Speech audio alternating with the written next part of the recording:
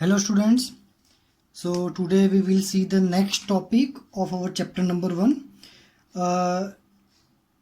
Topic 1.9 it is given in the textbook and the topic name is electric field lines. Pay attention. Ready? This one is very important concept. Now imagine I have a positive charge particle over here, and as I told you in the previous lecture, positive charge particle always emits the electric field in outward direction. So इसका जो electric field है वो ऐसे outward होगा,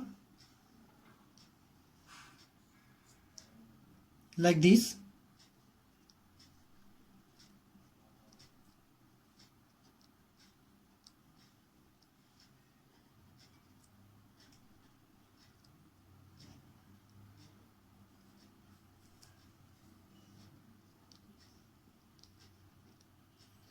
Now see one thing very carefully. Here, however, I am going far from the charged particle. I am drawing smaller arrows. मैं जैसे जैसे charge particle से दूर जा रहा हूँ वैसे वैसे मैं एरोज की लेंथ कम कर रहा हूँ. What is it indicating? So here one thing is very important. Remember it. Length of the arrow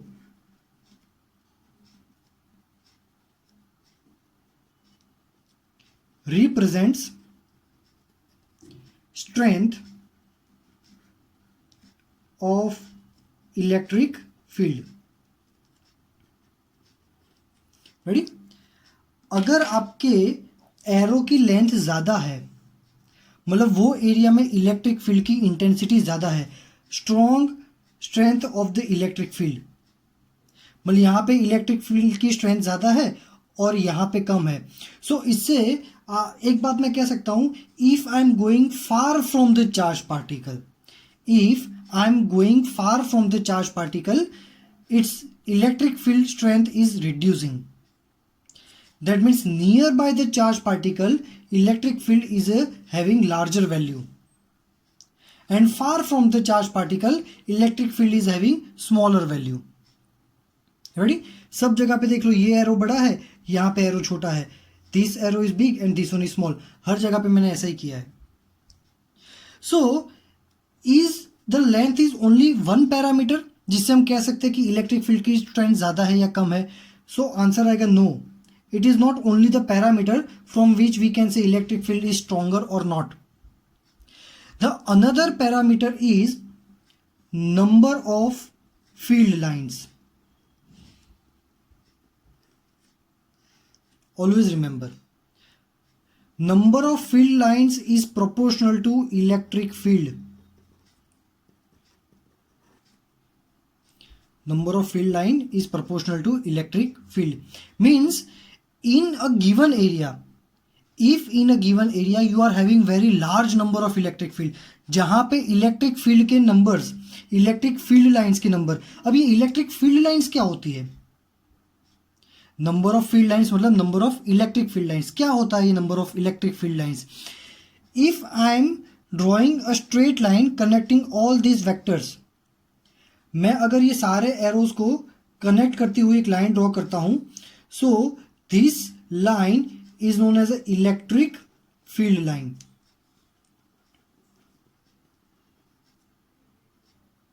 Ready? If you are having larger number of field lines, means you are having larger electric field. So electric field का एक और parameter है उसको major करने के लिए, number of field lines. तो ऐसी जगह पे, ऐसा एरिया जहां पे नंबर ऑफ फील्ड लाइन ज्यादा है वहां पे इलेक्ट्रिक फील्ड ज्यादा है, और जहाँ पे इलेक्ट्रिक फील्ड लाइंस बहुत पैक है, they are oriented very closer to each other, जहाँ पे छोटे से एरिया में बहुत सारी फील्ड लाइंस है, तो वहाँ पर भी इलेक्ट्रिक फील्ड ज़्यादा होगा. इन शॉर्ट, जो जगह पे number of electric field lines ज़्यादा, वहाँ पर भी इलेक्ट्रिक फील्ड ज़्यादा. अब उसको रिप्रेजेंट करने के लिए टेक्स्ट बुक में एक बहुत ही अच्छा सा एग्जाम्पल दिया है. आपके पेज नंबर 24 पे फिगर नंबर 1.16 है. ये जो है ये पेज नंबर 23 पे है, मैं लिख देता हूँ ताकि आपको पढ़ने में इजी रहे, टेक्स्ट बुक को अच्छे से रिफर करते रहना। रेडी, चलो पेज नंबर 23 पे ये है, और अब हम जंप कर रहे हैं पेज नंबर 24 पे। So in page number 24 let's see you are having a charge particle q which is a positive charge particle. Obviously positive charge particle emits the electric field in outward direction.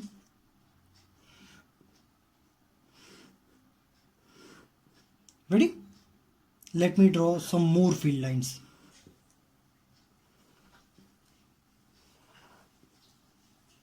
Ready, now I am drawing a closed area, closed surface over here. Ready, and I am drawing another closed surface with some distance to the previous one here. Ready, now see here we will see the concept of solid angle. Solid angle which is denoted by delta omega, और उसकी formula क्या होती है, delta omega is equal to delta A means area by radius square. Ready, which we had studied in standard 11 chapter number 2. Imagine कि यहां से ये radius जो है वो R1 है. रेडी, और यहाँ पे जो एंगल बन रहा है ये एंगल, वो एंगल है हमारा solid angle delta omega. Ready, इसका area let me say this area is delta A1.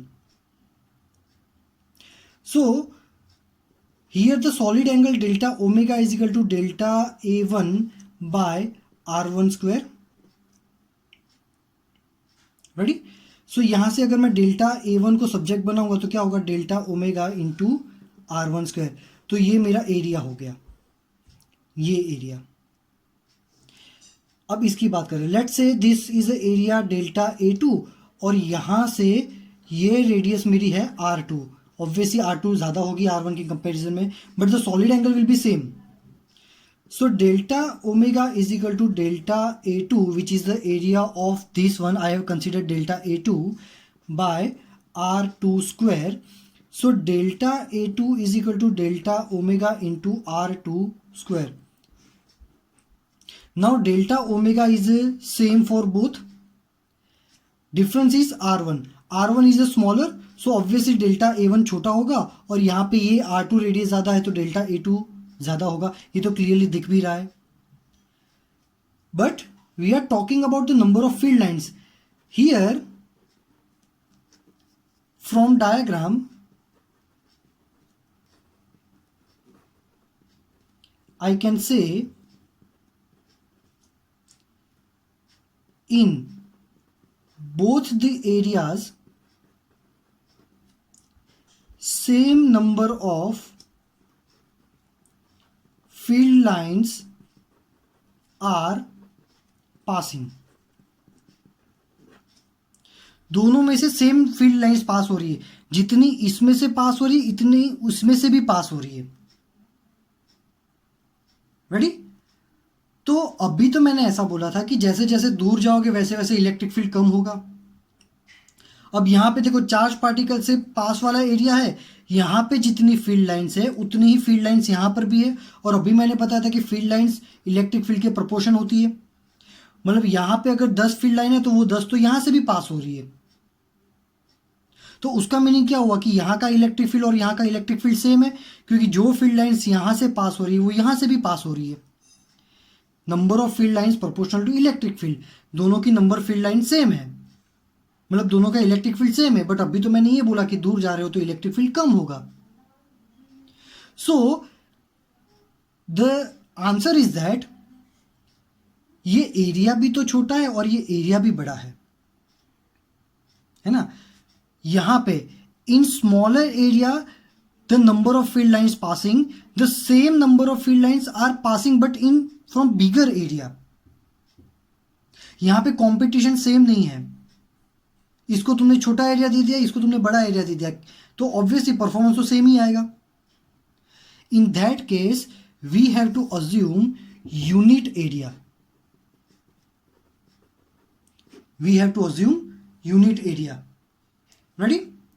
So let me draw a unit area over here and same area here. What do you mean by unit area? Unit area means a plane which is having unit value in length and unit value in a width. Ready? सो इसका total unit, उसका total area क्या होगा? 1 unit square. Ready? अब जितना area मैंने unit area यहां पे consider किया, सेम यूनिट एरिया में यहां पर भी कंसीडर करूंगा. नाउ सी कि इसमें से ज्यादा फील्ड लाइन पास होगी और अब इसमें से एक ही हो रही, जबकि यहां से तीन एक जैसे फील्ड लाइंस पास हो रही है. That means we have to take a same size plane for different case if we need to analyze the electric field. Now I can say कि यहाँ पे जो फील्ड लाइन्स है वो कम पास हो रही है और यहाँ पे जो फील्ड लाइन्स है और यहाँ पे जो ज़्यादा पास हो रही है, यहाँ पे कम पास हो रही है. सो now I can say at this point P1, इसको मैं P1 बोलता हूँ, ये पॉइंट को बोलता हूँ P2. So now I can say at point P1 larger number of field lines are passing and at P2 smaller number of field lines are passing. ready? तो यहां पे इलेक्ट्रिक फील्ड ज्यादा है और यहां पे कम है, यहां पे ज्यादा है और यहां पे कम है. सो this is the concept of electric field lines. Still this point is incomplete. I have to take another page. So now some points to remember. Positive charge particle has an electric field in outward direction and negative charge particle is having electric field in inward direction.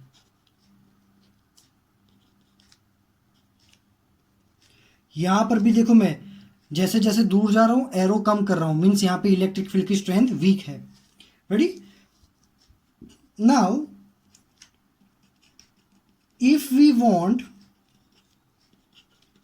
To know the direction of field line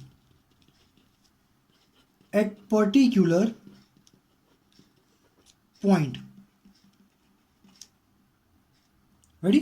मुझे किसी particular point पे electric field की direction check करनी है कि क्या है.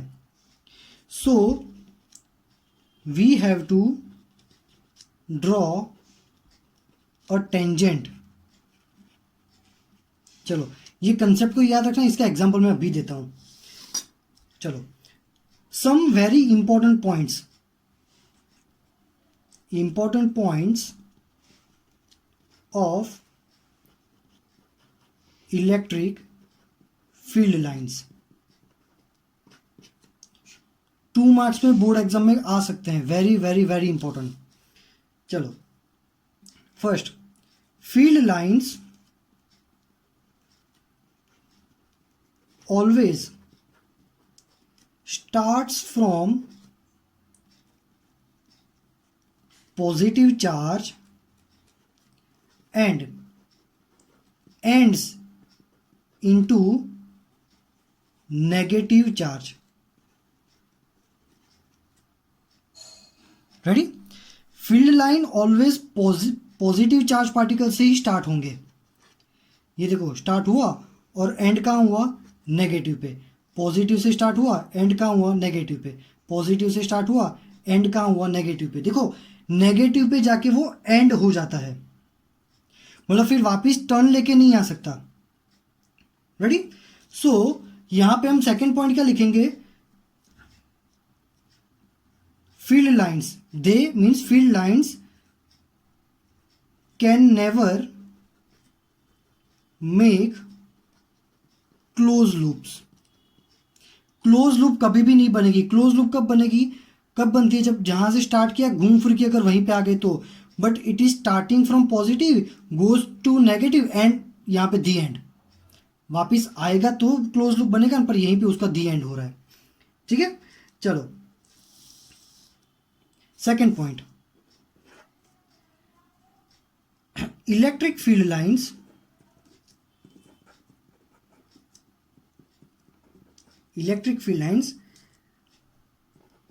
are always continuous, means no breaks in it। ये सेकेंड केस है कि इलेक्ट्रिक फील्ड लाइन है ना ऑलवेज ऐसे कंटिन्यू होगी, ऐसे यूं ऐसे कभी भी नहीं होगी। रेडी, तो ये भी एक पॉइंट है। Third case, field lines can never intersect each other.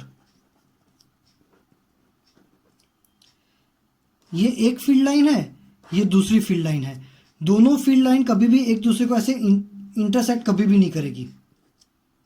Y, क्योंकि अगर मान लो या इंटरसेक्ट करती हैं, so at the common point if we need to draw a tangent, तो एक टेंजेंट यहां पर भी होगा, एक टेंजेंट यहां पर भी होगा, मीन्स एक ही पॉइंट की दो डायरेक्शन हो गई। मैंने बताया था ना कि अगर आपको इलेक्ट्रिक फील्ड की डायरेक्शन फाइंड करनी है किसी पर्टिकुलर पॉइंट पे, so we have to draw a tangent, जो टेंजेंट की डायरेक्शन वही आपकी इलेक्ट्रिक फील्ड की डायरेक्शन।